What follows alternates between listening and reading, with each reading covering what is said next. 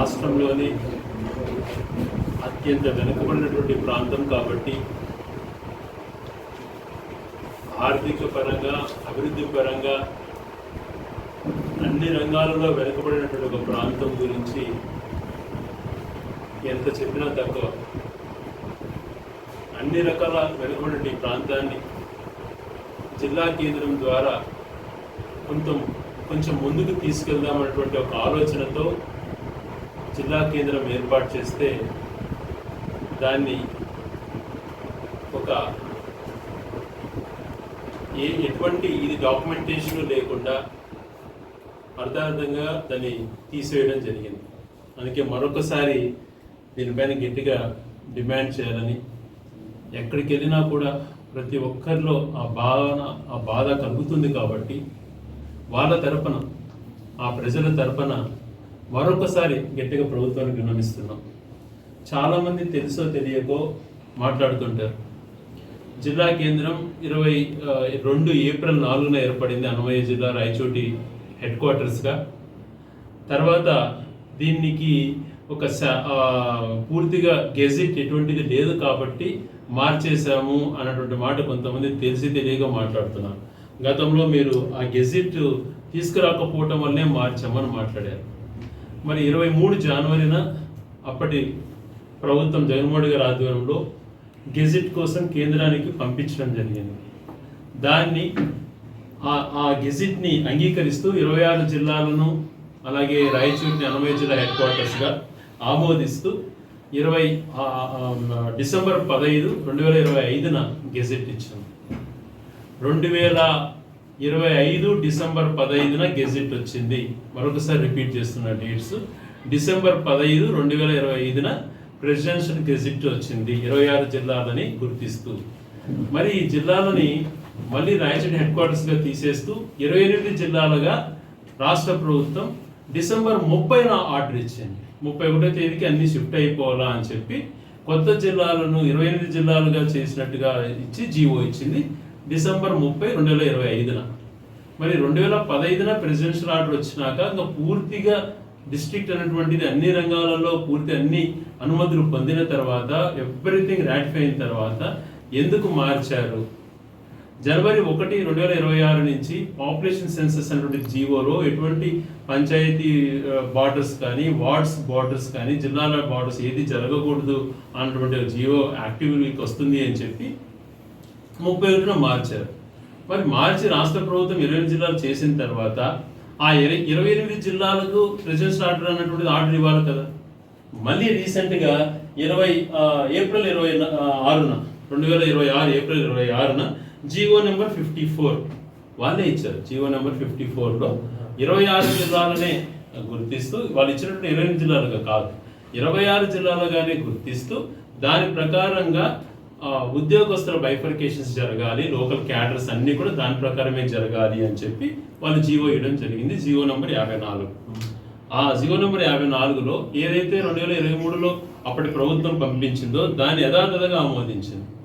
Multi zone 1, multi zone 2 రాష్ట్రాన్ని 2 multi జోన్లుగా divide చేసి zone 1, zone 2, zone 3 Srikakulam నుంచి కృష్ణా జిల్లా వరకు, కృష్ణా జిల్లా కింద నుంచి రాయలసీమ అన్ని ప్రాంతాలకు మల్టీ జోన్ 2 కింద జోన్ 4, జోన్ 5, జోన్ 6, అందులో భాగంగా జోన్ 5 కింద అన్నమయ్య జిల్లా వచ్చేటట్టుగా దీని ప్రకారమే ఉద్యోగస్తులను కేటాయించవలసిందిగా క్లియర్గా జీవో నెంబర్ 54లో అన్ని రకాల ఏ పోస్టులు ఏ క్యాడర్ పెట్టాలి, ఏ జోన్లో ఎవరు ఉండాలి అన్నటువంటి ఇచ్చినటువంటి జీవో ఇది. మరి అటువంటిప్పుడు మీరు ఏర్పాటు చేసినటువంటి 28 జిల్లాలకు మీరే గుర్తించినప్పుడు, మీరు ఇచ్చినటువంటి 54 జీవో నెంబర్లో ఏప్రిల్ 26న 2026 ఇచ్చినటువంటి జీవోలోనే మీరు ఇచ్చినటువంటి 28 జిల్లాలు లేనప్పుడు పాత జిల్లాలు కొనసాగుతున్నట్లే కదా. మరి అటువంటిప్పుడు రాయచోటిలో ఉన్నటువంటి ఆఫీసెస్ అన్ని ఎందుకు తరలించాల్సి వస్తుంది? దీనిపైన ప్రభుత్వం సమాధానం చెప్పాలి. ఇదేదో ఒక్కరిదో ఇంకొకరిదో కాదు, ఇంకొకరి మనోభావాలు ఇంకొకరి జిల్లాలో నేను పెరుకోవాలన్నది కాదు. నా ప్రాంతం నాకు ముఖ్యం. ఈ ప్రాంతం యొక్క ప్రజల సెంటిమెంట్స్ను నేను చూశాను కాబట్టి, ఈ ప్రాంతం యొక్క ప్రజల యొక్క మనసును నేను చూశాను కాబట్టి, వాళ్ళు ఏదో కోరుకుంటున్నారో నేను గమనించాను కాబట్టి వాళ్ళకు అండగా నిలబడడం కోసమే ఈ విషయాలు తెలియజేస్తున్నాను. ఇది ఇంత క్లియర్గా ఉన్నప్పుడు, ఈ రాష్ట్ర ప్రభుత్వమే ఇచ్చినప్పుడు, దాన్నే వాళ్ళే 20 జిల్లాలు గుర్తించకుండా 26 జిల్లాల కింద ఇచ్చినప్పుడు ఎందుకు రాయచూటి నుంచి ఆఫీసుకు తరలిస్తున్నారు? సమాధానం చెప్పాల్సిన బాధ్యత దానిపైన. దీనిపైన పూర్తి స్థాయిలో ఆ జీవోస్ కోడ్ చేసి ఏ రకంగా బైఫర్కేషన్ చేసింది, వాళ్ళని ఏ రకంగా జీవోలు ఇచ్చింది అన్నీ కూడా మెన్షన్ చేసి ఇవన్నీ మన ఫైనాన్స్ సెక్రటరీకి, చీఫ్ సెక్రటరీకి రిప్రజెంటేషన్ రూపంలో తయారు చేసి పంపిస్తున్నాను రాయచూటి ప్రజల తరఫున. దీంట్లో ఏ రకంగా ఇప్పుడు చిట్వేలు కోడులకు సంబంధించింది కానీ ఇటుపక్క ఏది కూడా ఇంకా అన్నమయ్య జిల్లాలో పాటుగానే ప్రభుత్వం గుర్తించింది, దాని ప్రకారమే ఉద్యోగస్తులు బైఫర్కేట్ చేయాలని చెప్పి. మరి ఎందుకు ఆ రకంగా చేయకుండా, పోస్టింగులు లేకుండా వేరే జిల్లాలకు ఇక్కడికి ఈ ప్రాంతానికి రావాల్సిన ఎంప్లాయీస్ని వేరే జిల్లాలకు అలాట్ చేస్తా అంటే ఎందుకు ఈ కలెక్టర్లు కానీ మిగతా అధికారులంతా నోరు మెదపట్లేదు? మీకు జీవోలన్నా, గెజెట్లన్నా, వ్యవస్థలన్నా గౌరవం లేకుండా పోవటమా? రాజ్యాంగం సంబంధించిన అంశాలను కనీసం మీరే గుర్తించకపోతే పై స్థాయి అధికారులు ఇంక ఈ వ్యవస్థను ఎందుకు నమ్మాలి? ఈ సిస్టమ్స్ని ఎందుకు రెస్పెక్ట్ ఇవ్వాలి? ఇది అన్యాయం కాదా? రాష్ట్ర విభజన జరిగినప్పుడు గుండెలు పైలేలా బాధపడ్డాం.